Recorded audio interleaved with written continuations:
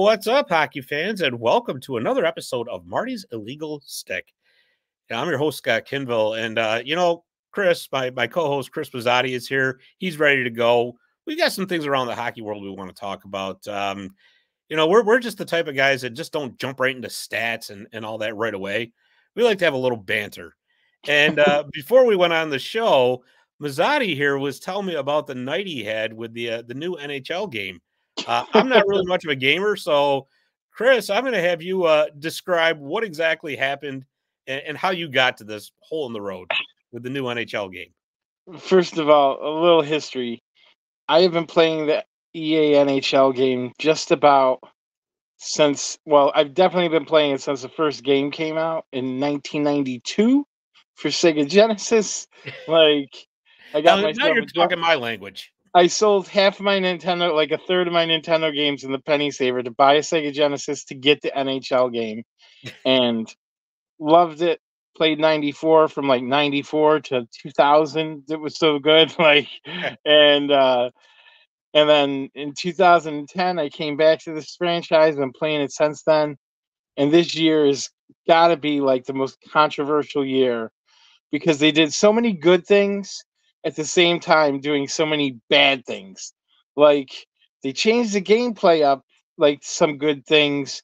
They have a one-touch passing system that's fun to use and when it works and stuff. But they changed all the controls in the game, including protect the puck, which used to be X, and now X is a one-touch deke where you give the puck up. So instead of protect the puck, you're literally throwing the puck to the side and trying to skate around a guy. And so many people will be coming in or going into a corner, and they're used to like cradling and protecting the puck by hitting X. Instead, they're just like going into corners and giving away pucks. and it's a real mess. Like, the hitting is ridiculous. They changed it to a Madden hit stick where you have to pull back and push forward. But making new friends on there, unfortunately, they're all just yelling about the game the entire time. So it just becomes a bitch and moan fest some of the time. Even when we win, it's like, well, it wasn't a pretty win, or it wasn't it wasn't a win we enjoyed because we didn't get to do the controls we wanted to do. And as part of a beta tester for the EA, I told them like all these things that are still wrong with the game, and they released the game having done nothing from the beta test. So it was like, and they're like, "Oh, well, we'll get you those old controls by the end of the month." So, well, thanks. We already spent $100 on the game, so the first month is a throwaway. What are we doing here? I gotta know, how exactly did you become a beta tester for EA Sports? You have to sign up. Do you? Okay. You have to sign up and be selected. Really? And since I've been doing it a while, I guess I thought they valued my opinion, but apparently it's about as good as a set of Charmin to them because they just don't care. Or was it the numerous complaints to customer service? Was that they finally they got rid of their customer service number like everywhere else? Yeah. Well, that's good because I got to be 100% candid with you. I haven't played a hockey video game since like NHL 04, I think it was, or 06. Well, you would get a treat out of it. PlayStation. So yeah, so it would be a treat for you because you don't have 10 years of muscle memory of hitting certain buttons to just come in and be like, hey, by the way, we changed all this. So if you thought you were good, start over. And you just can't train you've been used to doing certain things a certain way. Your brain just triggers those reflexes, and so it's really screwing people up. Yeah. Well, I mean, I would be screwed up anyway because, like I said, my reflexes for video games are beyond shot at this point. But it just still blows my mind that you can actually be online and be on a team with somebody. That whole concept. That's the best part about it because, I play with these guys. One's from Montreal, and he's a Habs fan. Another one's from Chicago Hawks fan. Another one from Pittsburgh. So he's a Penguins fan. Wow. So it's an eclectic mix, And then basically everybody just hates me, the Ranger. Well, hey, somebody's got to be that guy, right? Yeah, that's fine. So, another mind-blowing concept here, moving away from video games. I was on Twitter, X, whatever you want to call it now. And there's this idea being floated around. Now, I'm going to give a little background. So, the NHL has actually, I guess, approached teams because they want to start revamping the draft a little bit. And apparently, there are a few of the team governors that have complained to Gary Bettman saying, well, why do we really have to be there? Why do we have to send 10 to 15 people to sit at a table at these drafts? It's pointless. We can be doing this from the comfort of our own offices, with the obviously advent of technology with Zoom and all that. So that word got out, and an idea started rolling around the internet. Why don't we abolish the NHL draft? Which to me is completely bogus. I mean, it's beyond. I'm just going to come out and say dumb. I mean, if you really want to see the league go back to like 6 teams, well, here you go. Abolish the draft and accelerate that process. Because if you think about it, you're abolishing the draft, so you're basically saying to all these kids coming in the league, well, guess what? You get to pick where you want to go. Yeah, I can think of about maybe 8 or 10 teams off the top of my head that are going to be completely stacked and loaded, while the other teams are begging players to come play for them, and have no draft rights to them whatsoever. So, what do you think about that? I mean, it's crazy thought to me. Like, my question to you was, what are they going to do? Oh, everyone's just going to go where they want. Well, I'm sorry, Winnipeg, you no longer have a team. I know, Like, because nobody's going to pick Winnipeg. Let's right, face it. Like, no offense to the beautiful city of Winnipeg. I'm sure it's lovely, except in February. But, you know, right, nobody wants. Whereas, like, Tampa and Florida would have to have a B team and a C team. yeah, Like, like it's why don't you just move all of hockey to the state of Florida and just get it over with? Like, right, because right. we already see how free agents want to go there, so Well, that'd be that's the whole thing. ridiculous. It's really, I mean, there's only so many spots on a team. So, I mean, it's not, but these teams that are, I look at like who wouldn't want to go play for the Rangers playing in, the media capital of the world, things like that. Why bother having 32 teams? Because I'll tell you, for the longest time in the NHL, they didn't have a draft. It was basically every team for themselves, go out and find every free agent kid you can find. The draft actually started, I believe it was in the 1960s. And that was because the other teams in the league finally got sick of getting their butts kicked by the Montreal Canadiens all the time, because the Canadiens had basically lock, stock, and barrel rights to every, superstar that was coming out of Canada. Everybody wanted to go play for the Habs. So that's how they built all those dynasties. Well, not only that, Scott, but if you recall, even when they started the draft, like the last Rangers first round draft pick before Lafreniere was in the 60s, and Yeah, they didn't even get to take the guy because he was French. And Montreal got first dibs on anybody French. exactly. So it's like Exactly. this is what we would be reverting to, Right. like just go ahead. Oh, Montreal would go back to getting all the French guys again. Like, Right. And it- this is back in a time when, most of the hockey superstars were coming out of Quebec. And I mean, the Canadians would actually go out and buy junior leagues just to have rights to all these players. It was insane. So you're really talking about taking a gigantic step backwards. I mean, if they want to look into somehow revamping the draft, I guess, I mean, whatever. I don't see why everything has to be changed all the time, so drastically. Maybe I'm just a guy who likes things maybe the way they are, and I get kind of set in my ways. But I don't know if turning the draft into like a video game is such a great idea, but abolishing it is you're basically talking about the demise of over half the league. yeah, I don't see how they could possibly do that. I think every year, like somebody comes up with a crazy idea, like, and it gets some traction, like leading up to like GM meetings, and then you find out the GM meeting, like, yeah, they didn't even discuss it. Like, Yeah, yeah, like there wasn't even a thought. Oh, let's get rid of icing altogether. Like, no, no, didn't get any water. Like Yeah. stuff like Okay, that that was happened. fantasy land. This is reality. Yeah, yeah, right, right. Just because one owner complained, oh, I don't like the draft. Yeah, okay, well, you know, tough. Like it's the Edmonton owner. We had like 15 first-round picks in a row and Yeah. couldn't hit on any of them. So that's that's really what all these things usually come down to sour grapes. Right. Um, I was listening to another podcast. They complained about the shootout. Almost any time they can, they complain about the shootout, and but they're Toronto fans.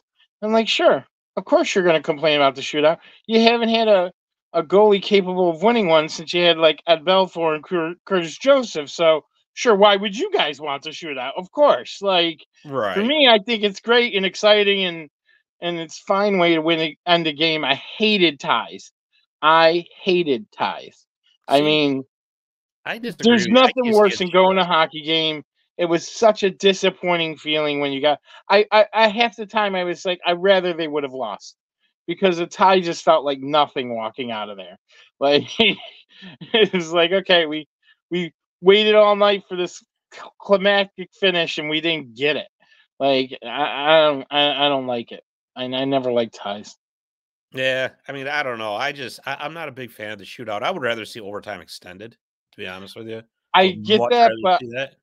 But Um, obviously there's logistic reasons and the TV sure. schedule and stuff like I, that, but but you know what? But some of these shootouts, especially if they go 10 rounds, 12 rounds, by the time you're done with that, you could have had another additional 5 minutes of overtime. that's the So, fun of it. You still get to stick it to the league a little bit. yeah, well, I mean, I guess that's one way of looking at it. But speaking of the shootout, did you see the other night? I guess there was a bit of a controversy, and not so much a controversy, but maybe a way to change things. Was it Kuznetsov? Evgeny Kuznetsov from the Capitals. Did you see this? So Took his we're time. in the shootout, and he's like at a tortoise pace coming Good. in on the goalie. I forgot who the Yeah. goalie was, and he ended up scoring. But I mean, the bottom line is it took him like 15 seconds to get into a position of shooting. And with the shootout, the rule is you have to be moving forward at all times, which is great. But I mean, is it really necessary to be a sloth? I mean, personally, I think that they should actually put a timer on it. You got 5 seconds to make your move. Well, it's funny they bring to bring the video game back into this. There is a timer in the video game. It's not up. It's not on the screen. There's no like official timer. But if you wait too long, they just blow the whistle and it's over. See? Um, and but it's a good timer. Like, don't get me wrong. Like, you have to really be ragging, like, because when you don't skate, your energy goes up. So, say you Can just you even came do off that a in a video game? what's that? They even do that in a video game? Yeah, yeah. When you don't skate, your energy meter goes up. So, if you just lost all your energy and then you get a penalty shot, let's say, guys don't want to skate right away because they want their energy bar to go up. So they'll like sit there a second. But if you try to sit there the entire time, let your bar go from bottom, like out of energy to full, you won't have time to take the shot. So you only have time to like get your energy halfway up, then you can like skate in. You can when you glide instead of skating, it goes up again. So as you're coming in, you got some speed. You can like get a little energy up while you're gliding. But Wow. I basically, but remember that it's not that they have to continue. The puck needs to continue moving forward, Okay. and because we saw like somebody did a spinorama this week, or when they went backwards. I can't remember who it Oh, was. okay. Yeah. Yeah, they skated backwards and scored, which I thought was just as good as Kuznetsov's. I Like, mean, it's a random. if you got a chance to take the penalty shot or a shootout shot, do what you can do within the rules. Like, I personally think that I don't know what's so bad about bringing it back. I guess it's not fair on the goalie. Like, it's really taking advantage away from the Yeah, I goalie. But mean, let's level the playing field a little bit here. Anyways, I mean, right, come on. right. So, but like, I don't think what Kuznetsov did. I don't think there was anything wrong with it. In fact, I remember years ago I was watching at a bar with a guy who used to play goalie, and he's actually the owner of the bar. And we were watching shootouts, end of a game shootout, and everybody that started coming in fast, he was like, "Nope." As soon as they touch the puck, he's like, "Too fast. It's going to be a save." And he was right every time. When they went slow, he was like, "It's going to be a goal." He's like, "You can't come in on a shootout fast." He's like, "You go slow, it's nightmare for the goalie." Well, sure it is. Like, so good on Kuznetsov. Like, he was like, "I'm going to take this as slow as I can," and he got him. Yeah, I know, but I just think it kind of cheapens it. You know, it's I it, think it's listen. I don't think anybody will say it's not very gimmicky. Okay, yeah, embrace the gimmick, and yeah, it will be better. Like, like yeah. like, you know, Well, when McDonald's does Monopoly time or whatever, that's a gimmick. Like, everybody, but they embrace. Everybody buys in. Like, oh yeah, I'm gonna win that boardwalk this year. Okay, like, good luck. and then Like, you're annually disappointed. right. Ultimately, Like, oh, you are I can't quit my disappointed at the job. end of a Damn. shootout because you're like, the game is over, right? So ultimately, it is disappointing. So, you know, everybody wants more overtime. I don't think anybody doesn't want more overtime. I think there's a lot of people out there that would say, make it like playoff hockey. Keep going until somebody scores, which I would love. Like, Right? I would love that. But the logistics of that are a nightmare. Like, oh, and then they're playing tomorrow night, like, and they just played Yeah. a 7-period game. Like, come on. Yeah, I still don't see what would be wrong with extending the overtime. By just by 5 minutes. Go to a 10-minute overtime. Because Now, I I will just say had a this thought. for the guy who doesn't like change, I love the 3-on-3 overtime. I I don't that I've come to embrace. see, You and know, I it's don't. I don't. I thought nothing was wrong with 4-on-4. I thought 4-on-4 was fine. yeah, I mean, it wasn't bad, but man, 3-on-3 is exciting. I've even heard people say, do 5 minutes of 4-on-4, and then do another 5 minutes of 3-on-3, and then just keep whittling it down until it gets to the shootout. Till it's just the Like, goalies shooting at each other. That's or make it there a you go. one-on-one. Could you You imagine want a a gimmick? one-on-one? Yeah, just the goalies out there. That's it. Have Matthews We better versus not say that too Eichel, loud. We don't want to give the NHL any ideas. and just be like, "Oh wow, we're finally gonna see Matthews versus Eichel. Who was the right pick? Whatever, Yeah. Eichel McDavid." Like, that would be something, Yeah, There yeah. is a ones game in the NHL video game where it's three guys. You're all playing for yourself against one goalie, like just in the ozone type of thing. And it gets interesting because once one person goes up, too much, the other guys, they're fighting for each other, but they also don't want you to score again. Right, So right. they'll like just do things to keep it away from the guy in the lead. That's really So interesting, as actually. long as we're talking crazy things, let's bring in a third team, make it a three-way game. Yeah. Actually, I bet you that would be a fun practice concept. Like if you're on a hockey team and you have practices, I bet you that would actually be pretty fun. I would hate to be the goalie Yeah, the because the goalie's goalie's just obviously not getting any help, but they're just flopping everywhere. Yeah. yeah, he's just gonna lay down and say, "Here, practice elevating your shot because I'm just gonna lay here. That's it." So, oh man. So I tell you what, let's just take a look around the league and we'll pick out a few random topics to talk about here. Um, I gotta say, we're getting into the twilight of Alexander Ovechkin's career here. But he's off to a very, very rough start. Um, you know, by the way, he's 38 years old. So I mean, I know he wants to play a few more years and obviously chasing the record, Gretzky's goal scoring record, you know, can't blame him. This year, through 3 games played, he has no goals, 1 assist. He's a -2. And the real shocker for me is that he's only taken 4 shots on goal from a guy who's usually taking 8 to 10 a night. So is this just an aberration, or are we seeing pretty much the beginning of the end for Alexander Ovechkin? Listen, I know this is like the topic right now because it's 4 games in. He doesn't have a goal.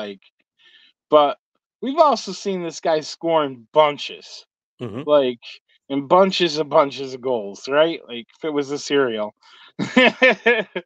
And so it would be bunches and bunches of power play goals. Uh, Yeah, so I can just see him. You said it. He's 38. He's not a spring chicken anymore. We see it all the time. We used to see it more, and I think out of all the new era hockey people, I think Ovechkin's probably like one of the older school mentality guys. right.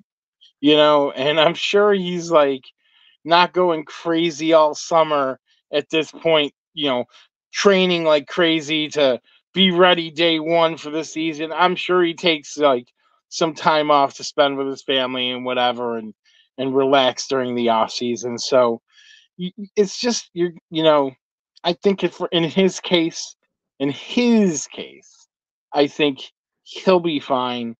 um I don't think he's going to have a 60 goal season, but you know uh 40 goals is not out of the realm of possibility at this Really? point. You think he can get 40?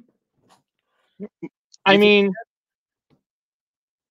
what's he going to I mean, by the end of the season he'll have what, 25 power play goals, 30. I mean, yeah, I mean, I that's will. where he dines out. Right. I kind of I think there's a lot of factors at play here. Obviously, age is one of them. I mean, because you hit the nail on the head. He's one of the old school guys, so he's not out there just floating around. He's out there hitting guys constantly, you know, balls to the walls, as they say. So that's going to take a tremendous toll on your body. I don't care how good a shape you're in. After a while, it just wears you down. Uh, Two, let's be honest, he is not on a very good team right now. The Washington Well, Capitals are not what they were. And that's that why I just said he will be fine. Not the team. Not the team. But no, what I'm saying is, taking nothing away from Ovechkin's talent because he is an elite all-world talent. But when you're playing on an elite team, those goal scoring opportunities come a lot easier than when you are playing, say, on a team that's really going to struggle to make the playoffs. Um, there's nobody to take the load off right now. Let's face it, Nick Backstrom is a shell of what he used to be. John Carlson's still there, but I mean, he's not a Norris Trophy contender anymore. We've talked about Evgeny Kuznetsov. His play has dropped in the past few years, so it's not so easy for him to get open anymore. And I kind of think now, especially with the team in decline, that Ovechkin office where he would have basically the entire left side of the ice to himself on the power play. I think that's going to start going away because now they're going to be able to key in on him. They're not going to have to worry about a Nick Backstrom in his prime. They're not going to have to worry about a Norris Trophy level John Carlson anymore.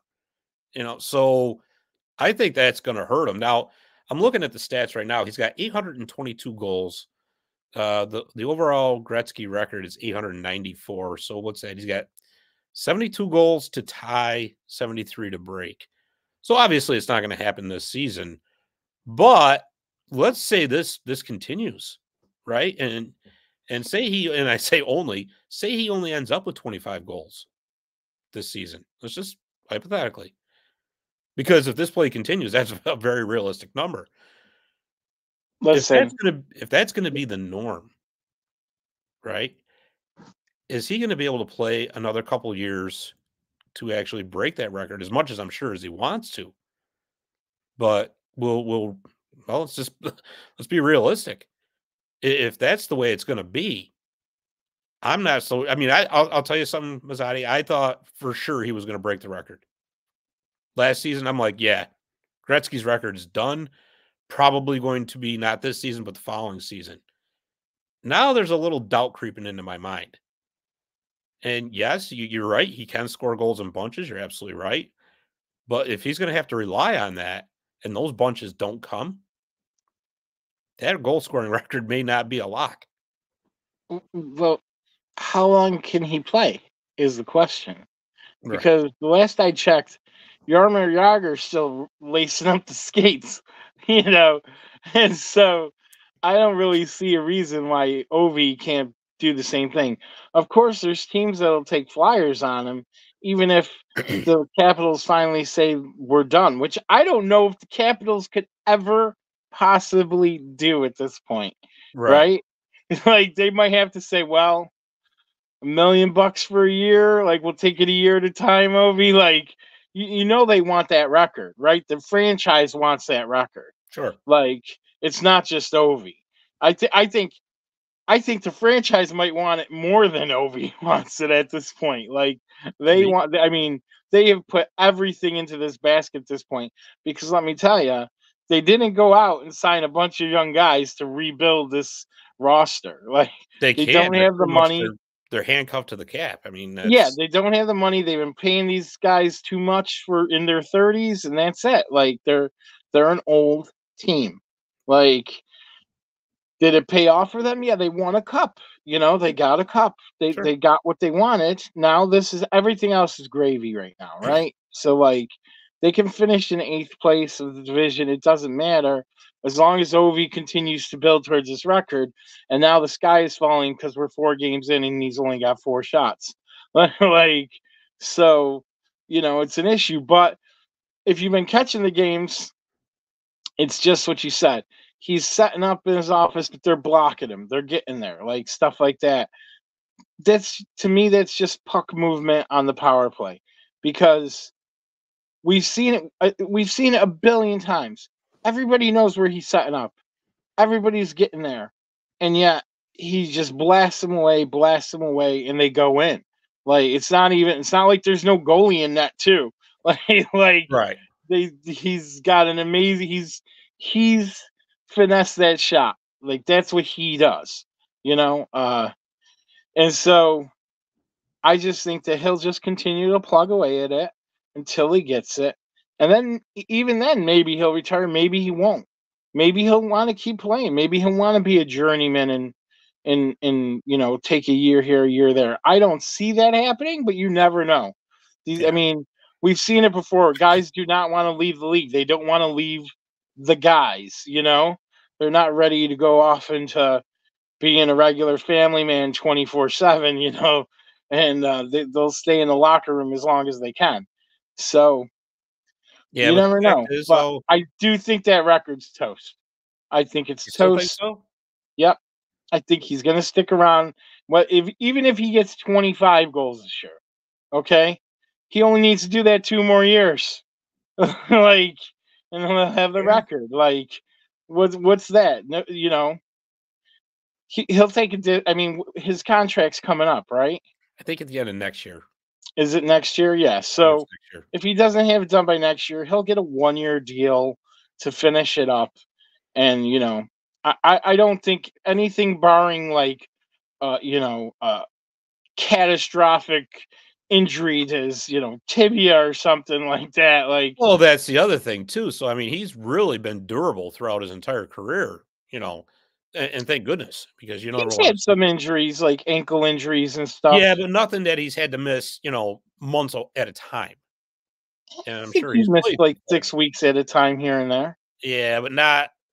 It's not something that you really equate Alexander Ovechkin with is I injuries, mean, he right? hasn't missed seasons like Crosby or something like that. Yeah, I mean, but he's played 1,350 games in the NHL, and I get what you're saying about the journeyman part. I understand that, but I think, be perfectly honest with you, I think he's got to get to at least 30 this year for that record to be a lock that it's going to be broken. Because let's be honest, I mean, the game is a speed game right now, and Alex Ovechkin is not a fast guy anymore by the league standards, right? And you mentioned Jaromir Jagr, which, yeah, I mean, he's a freak of nature. Let's just be honest. But he's also playing over in the Czech league, and the Czech league is a far cry from the NHL. We're Right, talking about NHL level here, but I and don't think Yager's any slower than he was his last year in the NHL. Like, I I think honestly I haven't seen him play over there, so I can't say either way. I mean, I think he does what he does, and I think Ovechkin does like a similar thing where like they're big guys, and they have the ability to use their body in a manner that it doesn't assist anybody in taking the puck away from them. Like Yager has that big butt. He would always put his big butt out, put his back to, his face to the boards, take 30 cross checks in the back, but my legs are so strong, you're not going to knock me over. And I'm just going to keep this puck here against the board. So I'm ready to turn and either shoot or pass, and I'll take as long as I want. And by the way, I've got a super awesome mullet. Yeah. But he's done it forever. Like he was doing that on the Rangers in 06. Right. And he wasn't skating fast. Like he'd get over the line and then he'd turn his butt to the defender and just, butt it in until he could get it to somebody. And I think Ovechkin, to some degree, is becoming that. I don't think he necessarily uses his butt, but he uses his gigantic frame. I mean, he's a big dude.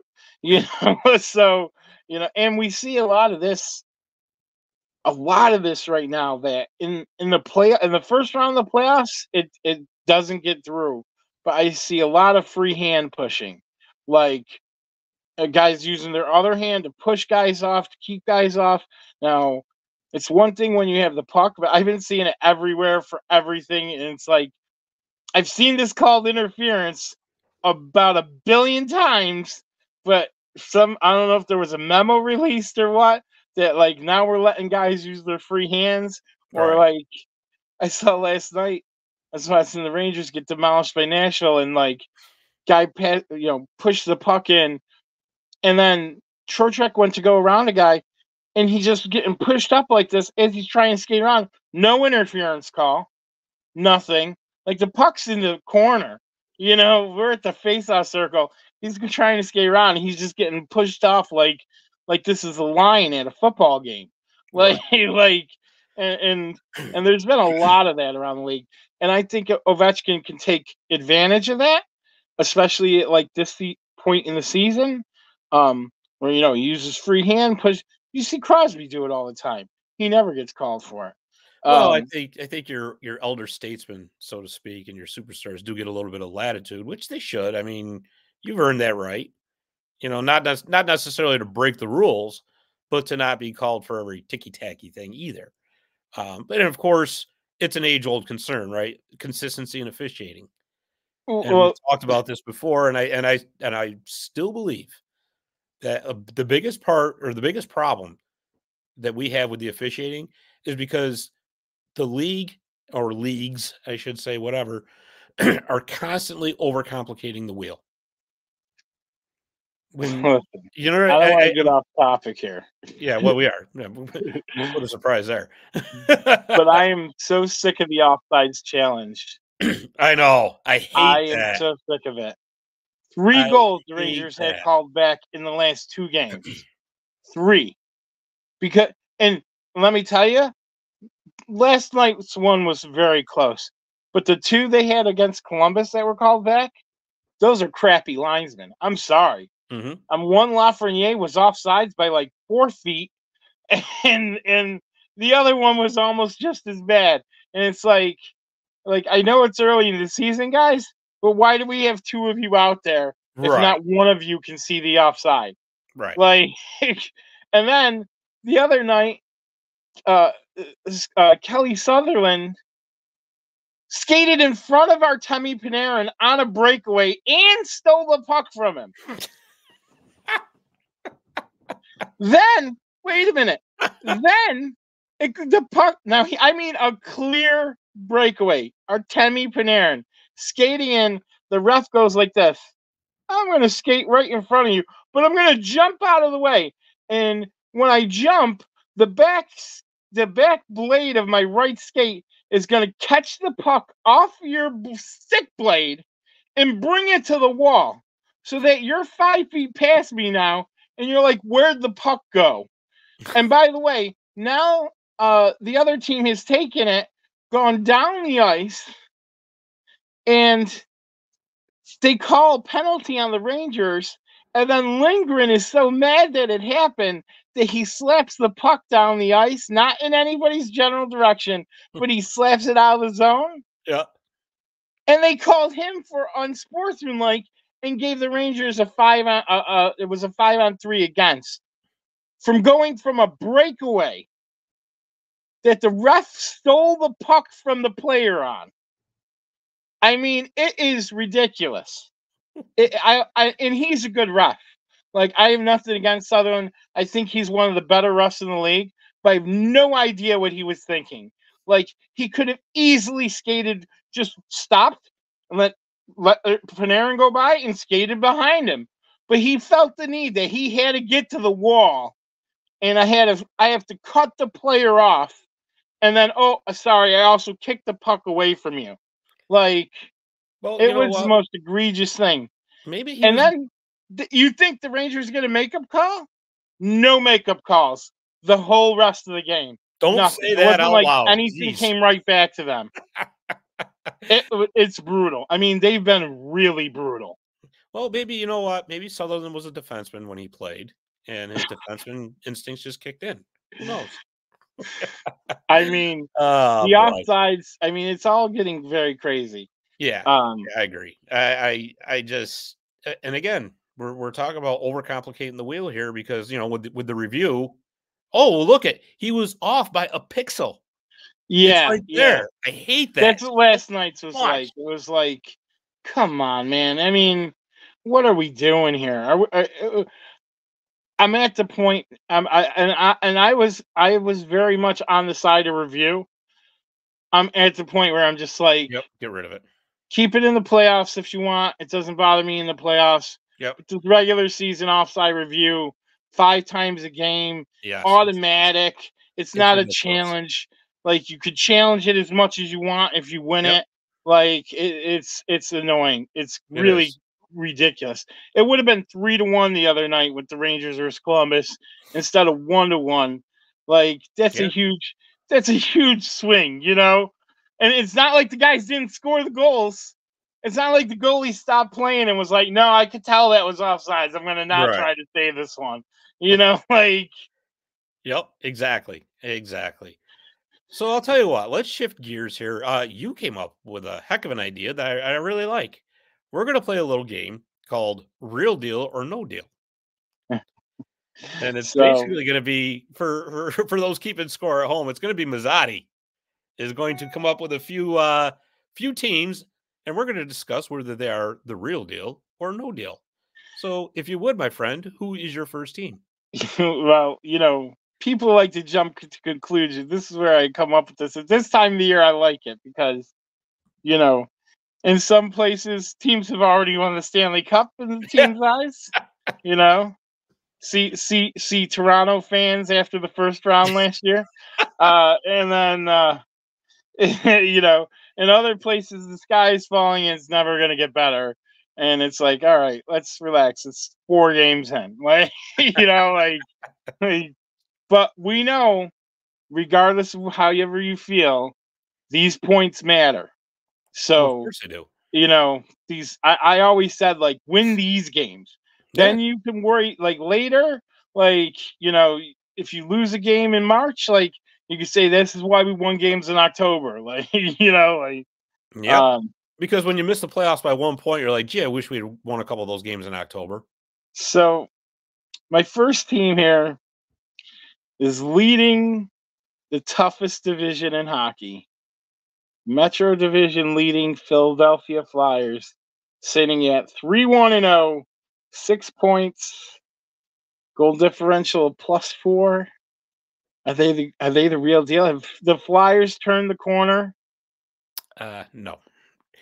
Uh, right now, they're getting tremendous goaltending from Carter Hart. He's been outstanding. But I mean, hey, it's a nice story, right? You always like to see that early season surprise because it kind of shakes things up a little bit. But this is not going to last for 82 games. Sorry, Flyers fans. I will be surprised if it lasts for 25. But for right now, it's a nice story. They're getting contributions from all over the lineup. They beat the Edmonton Oilers last night. But just so everybody knows, we're recording here on Friday, October 20th. And they beat them pretty handily, actually, 4-1. They kept Connor McDavid in check. They kept Leon Draisaitl pretty much in check. but again, that was Carter Hart. I mean, he was I making mean, standing saves in that game. he did, but I watched part of that game. I was kind of switching back around the dial, and that was the one on in the intermissions. And yeah, they looked good, like Philly. Like they and I've watched them a few other times. I've watched them against Vancouver. I watched like 2 or 3 of their games so far. I think one of the announcers, even though I love Jim Jackson, but former Utica Devils, I was just gonna say, former Utica Devils. Whenever I hear him, I just picture myself like I feel like I'm doing math homework, listening to the way game, like at my desk, because it's how I like remember yep. Jim Jackson. But and he's great, but I think he mentioned it, or his counterpart mentioned, like, that Torts coaching really leads itself to like young and experienced players. Right. So I think that that's what they're doing right now. I think Torts is a good coach, and I think he's coaching them well, and they're listening and buying in, and everything's going well. I think, Sean Couturier gets an injury like last year or something like that, and this team falls apart like a house of cards. But but they're doing good now. They look good. Yeah. I mean, I don't I don't see it continuing forever, but it crazier things have happened. Like, The thing is, I think the Flyers are one of those teams that's gonna very soon start turning the corner. They do have a lot of young talent in that organization. And this is a nice, like you said, it's a nice start. And I think that within a year or two, you can start seriously considering them as maybe a playoff contender. Just not right now. they might be closer than you think. They might be closer than you think. Let's find another. Let's move to the West. All right, let's Let's do it. see. How about we go with the team you just mentioned, the Edmonton Oilers? Mm. 1-3, goal differential -6. Mm-hmm. Got shellacked by Vancouver in an embarrassment opening. I mean, then Mm-hmm. they follow that up with another embarrassing loss. Like, they're not looking great, and they are looking very disjointed. Have they completely collapsed? Are they not going to make the playoffs this year? The Edmonton Oilers, who, as we know, Connor McDavid said, it's cup or nothing. Like, Mm-hmm. mhm. Well, I'll tell you what, I think they will end up making the playoffs. However, gee, Edmonton, how many times do you have to be told? You got to play some defense and you got to get some goaltending. How many times are we going to watch this movie? Right? It's like watching the same movie over and over again, but expecting a different ending. I don't understand their mentality. You can only outscore your mistakes for so long. Even when you have Connor McDavid, even when you have Leon Draisaitl, eventually you got to keep the puck out of your own net. I mean, what was that opening game? What was that, 8-1 or something like that? It was seven, or it was bad. Something. I mean, it almost looked like a I football think I score. stopped watching after 7. Even I was like, I gotta turn this off. Like, Yeah, I mean, they go bonkers signing. I mean, we've talked about this before. McDavid's making 12.5 million. Okay, yeah, sure, he deserves to be paid. The guy's the best player in the league. I get it, right? Draisaitl's actually, if you ask me, on a bargain deal at 8.5 million, yeah, right? I mean, that's a really, really good deal. really good deal. But I mean, what Darnell Nurse is making, what, 9.25 million, something like that. So, and that's not even to mention what Ryan Nugent Hopkins is making. I think he's at what, 6 or 7 million per season. They gave Vander Kane, I think it was 4 or 5 million. So when you got that much money tied up in a few players like that, you got to have other places stepping up. And guess what? They don't. And the fact of the matter is they don't have the pipeline coming through so that they can say, well, we can pay all these guys because we got these really good young players coming and they're going to fill the holes until it's their turn to get paid, and we'll just figure it out then. But Oh, Scott, I thought when they got Jack Campbell, they solved all their I problems. know, right? That was it. That was it. You know, with for me with the Oilers, I don't understand why they haven't taken, say, like a Ryan Nugent Hopkins who's somebody who I bet you if he was on a different team with maybe a top, he is a top 6 player, but a team that maybe could use a number 1 center. I'm looking at you, Boston. I'm looking at you, Boston, and trade him for. I mean, tell me this. Tell me this. Would it not make sense for Boston to turn around and say, "All right, Edmonton, you need a number 1 goaltender. We could really use a number 1 center. Let's talk about Linus Ullmark or Jeremy Swayman for a Ryan Nugent-Hopkins, and build a deal that way." Ooh, which one though? Which Yeah, one? well, that's going to be the stick in the mud. My money, I would trade Swayman. No way, I'd trade Ullmark. I No way. don't think so. I think Allmark's a better goalie, man. I don't. I've seen him stop too many Ullmark's breakaways in the A to think that this guy's not an all-star goalie, man. You know what? I think we're going to find out this season whether Now, to be last year fair, was. I did not get to watch Swayman very much. And if he was in the A, I don't even know. I don't I'm know not his saying career. that Linus Ullmark is a bad goaltender because he's very good. He's He's very very good. good. But they're also playing in a very defensive, insulated system in Boston. Let's be honest. So it would be. I would be very curious to see Linus Ullmark in Edmonton. That would that would be your measuring stick right there. Because I I'll mean, tell you, if he can they put up couldn't do it then. good numbers in Edmonton, by all means, give him the Vezina. I mean, because this is a team that just does not help their goaltenders at all. No defense whatsoever. So, and the reason I would say for Boston to keep Swayman would be he's younger, right? You're going to get, obviously more mileage out of him. He's on a pretty good contract right now. They're not paying him a lot. But I mean, either way, whoever they decided, I mean, and again, this is all hypothetical. This is that there's no rumor going around about this. I think we just Right, started one. right. uh, but no, that's what I'm saying though with Edmonton. Why are you not taking some of the? Because I mean, they're overflowing with talent at forward. Why are you not taking one of these guys and trying to fix a glaring deficiency on your team? I mean, they could have had Jonathan Quick. Wow. Yeah. That would Hey, just be. he came in relief of they pulled Shesterkin last night in the second, and Quick had to shut out the rest of the game. And Well, actually, he did stop. Like he did make some stellar saves in the third. He didn't even get a shot on him in what was left of the second, but he didn't. He played. He made some great stops in the third. Because trust me, if you think the Rangers were not still hanging him out to dry, you're wrong. And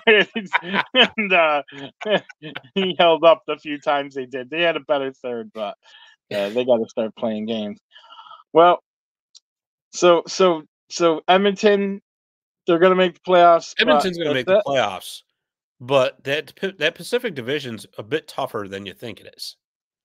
Oh, So they're really? not going to have a cakewalk through it. I mean, granted, they're still going to get to beat up on the Anaheims of the world or the San Jose's of the world, but LA is a solid playoff contender. Vegas is, of course, still a solid playoff contender. Vegas undefeated. Yeah, I mean, Calgary is surprising so far. So far, I think, maybe a bit of a change in management and all that helped there. I'm really curious to see. There's another team that could trade a goaltender. You got Jacob Markstrom and you have Dan Vladar, who played really well last night, by the way. But you got Dustin Wolf in the AHL, who has just been a shutdown goaltender there for 2 years now and desperately needs to be brought up to the NHL.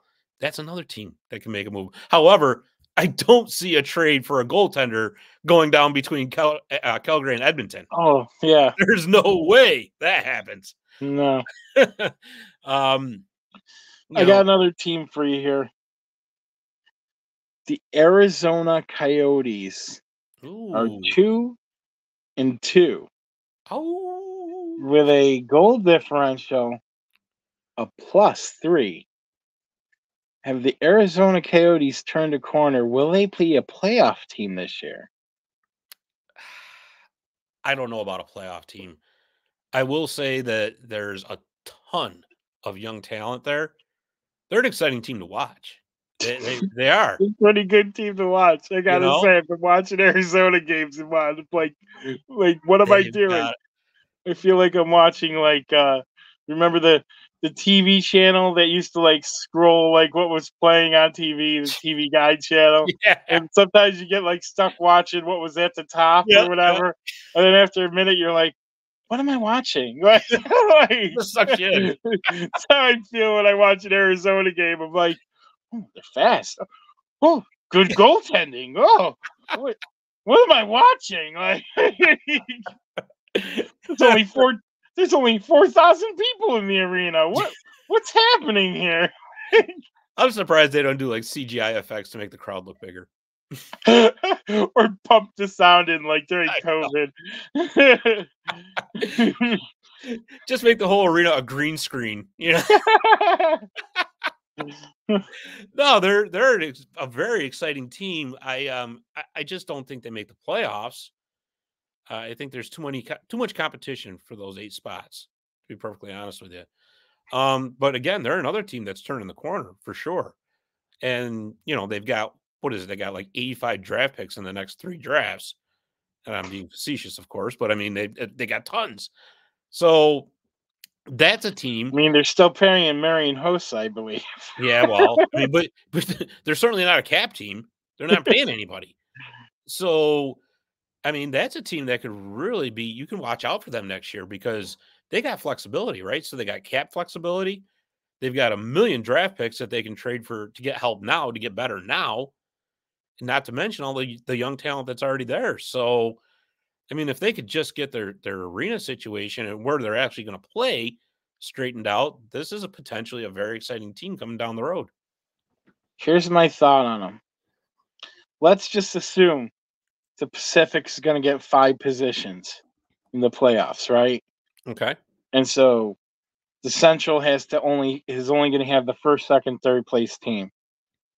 Obviously, Colorado's doing pretty good. So is Dallas. Let's assume they make it, right? Mm-hmm. Now you're talking Arizona only has to beat one of the following 5 teams. Like of the following 5 teams, they have to get above them. Minnesota, Nashville, Chicago, St. Louis, Winnipeg. Any of those teams really scare you? They don't scare me. Exactly. But I will say that they don't. In Arizona, they look, I'm telling you, man, they look good enough. And granted, it's 4 games in, but I've watched a couple of their games now. They beat the Devils, and they almost beat the Rangers, minus a penalty shot that Shesterkin saved. And so, I'm not saying it's out of the realm of possibility, but I think it's going to be Winnipeg that grabs that 3rd spot.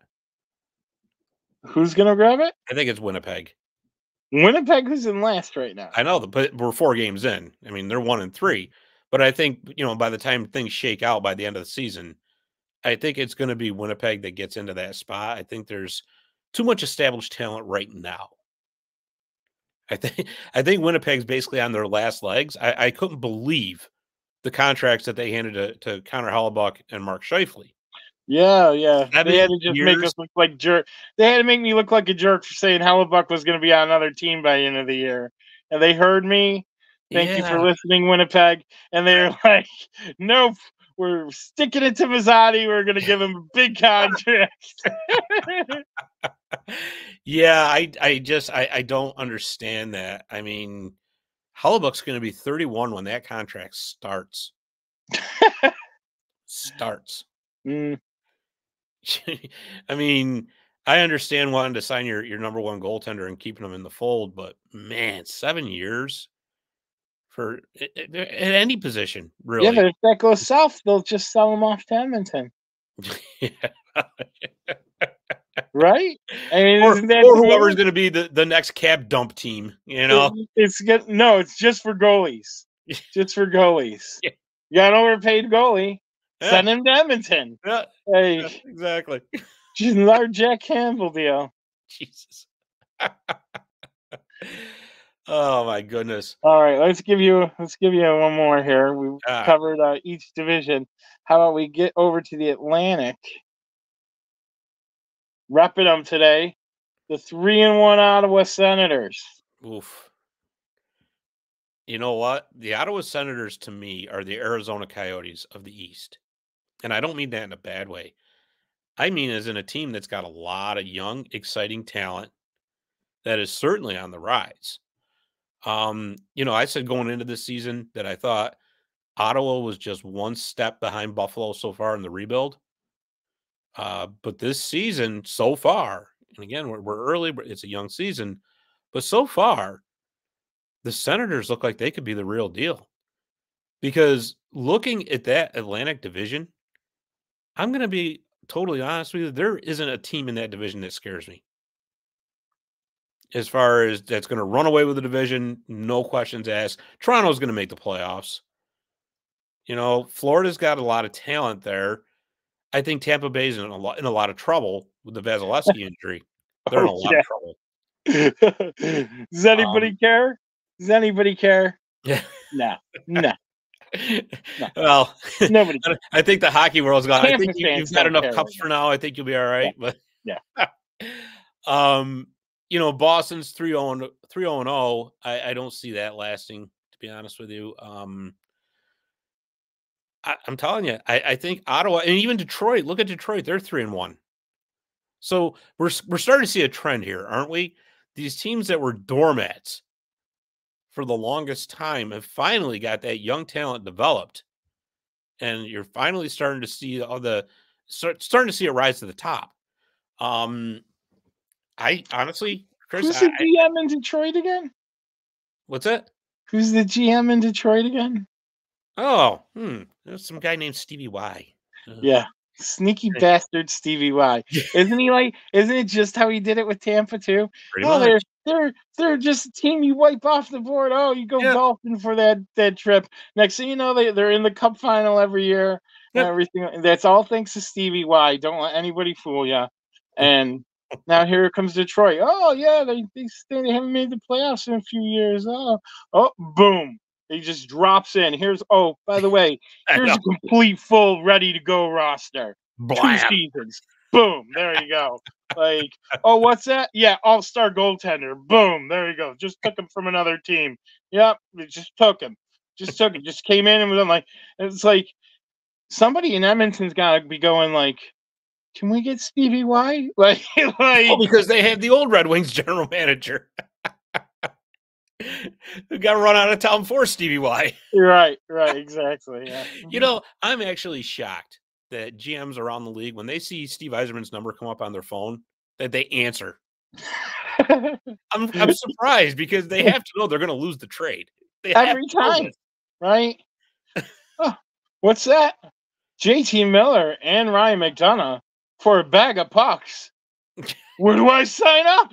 Yeah, Like, I don't know what he's doing, man. I don't know. He's got like, I think of that movie. Remember that movie Love Potion #9 where they like write something and then they were like, "Hi," like they could say anything and the person was like, "Whatever you want, sure, absolutely."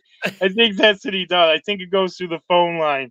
He's just oh like, my God. It's Stevie so true. Y, Stevie Y, what Oh, can I do for you? Would would you you like like my our best next 10 players? draft picks, please? Yeah, no problem. Here it is. Oh, but magical the man is. But seriously, like I said, looking at that Atlantic division, to me, it's wide open. I think Ottawa can certainly make the playoffs this year.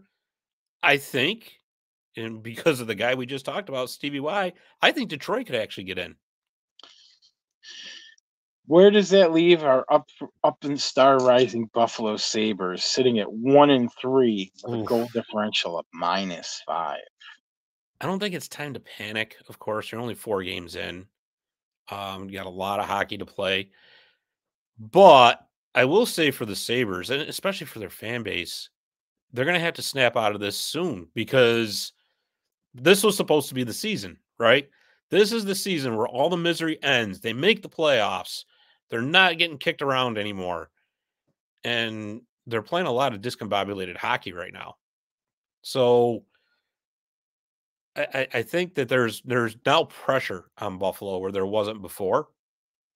We're going to see how this young team responds to that pressure. And I'm still a firm believer in the Buffalo Sabres. I think that they got a lot of talent there. Although I did say when we were talking preseason that they really needed to bring another veteran goaltender in. You can't put this whole thing on Devin Levi. You just can't. Not at that age. You know, they should have done, but kind of like what Boston did with Allmark and Swayman. That would have been the ideal move right there. Well, I mean, step one would have been retaining Allmark. Yeah, but he wanted out of town because they were so horrible. He wasn't going to re-sign with them. There was no way. Well, I think Buffalo. What I think Buffalo is going to go with is Tage Thompson. When he starts dropping, 4 goals a game like it's nothing, like we've seen him do already, like where everything off his blade just starts going under the crossbar. Right. I think it's going to turn around quick. I tell you though, I don't like the Toronto Maple Leafs sitting there at 2-2. And if you watch their games, they do not look great at all. They look discombobulated. It goes back to goaltending again, doesn't it? And the goal. No. Do not put it on their goaltending. No, their goaltending has been fantastic. But what I'm saying is Samsonov going to carry you to the promised land? I think he can. I think is anybody going to try to stop a pass or play defense in front of him? Because the guy is going left to right like he's in a bubble hockey machine. Just like it's just ridiculous. Like they got to. I mean, they got to do something back there because those guys just. I mean, I know their position is defenseman, but I don't think anybody's actually giving them the definition of what they're supposed to do. Because I see 5 wingers out there every game. Yeah. I mean, Austin Matthews is playing better defense than the whole defense core. Like, it's not good. I'm not usually one to tell fans in Toronto to the sky is falling, but I think your sky fell. The sky is I think you're watching the remnants of a team that's about to break up because I do not think they're doing anything well. Well, I'll tell you something. Really, I mean, out of all the teams I've watched in the NHL, other than my Rangers, which are a disaster right now, they're up and down. They don't know what they're doing. Toronto looks very similar. I don't think they know what and in their case, I don't know what their major excuse for it is. Like, I mean, they got a new system running. What are they doing? No, I think honestly, to me, this is the last chance for this core. If they don't do something this season, there's going to have to be major changes made, and that's going to mean shipping like a Mitch Marner out of town. Don't even say it out loud, but could there be a deal somewhere for Austin Matthews? Who knows? But something's got to give. Arizona. Because, yeah, right? Well, that was the big talk until he signed that huge contract.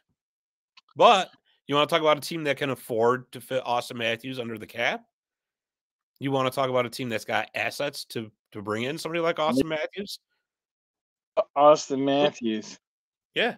If you saw Austin Matthews with these young kids, Logan Cooley and stuff. Imagine that. I mean, that would be exciting. It would. That would be real exciting because you know what John Tavares isn't? Logan Cooley. Yeah, right. I mean, John Tavares looks like the slowest player I've ever seen lately. Yeah. I don't know what's going on. I mean, obviously he's an older player, but Father Time's catching up. Oh yeah. Well, does it to him. Does it to everybody. But tell me. Yeah. Right. Well, that was fun. We should do that more often. Sure. How about next week?